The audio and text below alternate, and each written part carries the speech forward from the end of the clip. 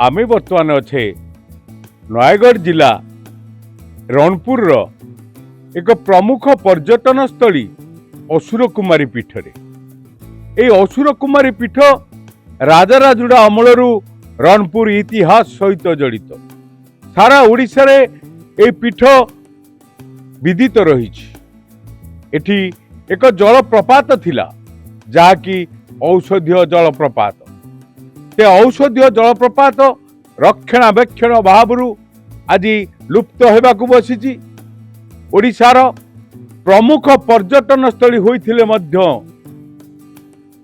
पर्यटन विभाग दृष्टि आडुआड़े रही जाइछि।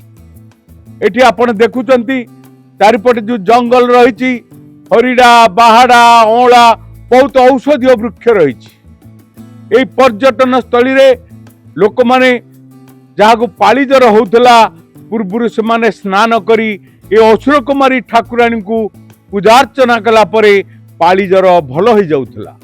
आसंतु देखिबा सेई असुर कुमारी पीठर प्राकृतिक शोभा संपर्क रे। पर्यटन स्थलीर विकास पाई राज्य सरकार गुरुत्व देउछंती। अवहेलित होई रहिथिबा पर्यटन स्थलीर प्रचार और प्रसार पाई मध्य विभिन्न व्यवस्था करा जाउछि। एहारी मध्यरे नयागढ़ जिला रणपुर अंचल रे अनेक पर्यटन स्थली विभागीय अधिकारी पाई अस्तित्व हराइबाकू बसिलानी। नयागढ़ रास्तार बर्जुकोट थिबा असुर कुमारी पीठ एबे अव्यवस्था घेर रही। पिकनिक करिबा पई शह शह पर्यटक माने आसी थांती किंतु रक्षणाबेक्षण अभावरु एही पीठ अवहेलित अवस्था रे रही। पर्यटन विभाग एथि प्रति दृष्टि देबा पई साधारण रे दाबी होईछि।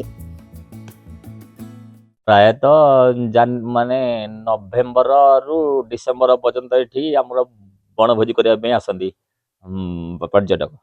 पर्यटन विभाग एठी हमर कोनोसी उन्नति मूलक काम करि नाही। समस्त आसुचंती प्रतिश्रुति देकी जाउचंती हां करिया वाली कोनोसी करि परना।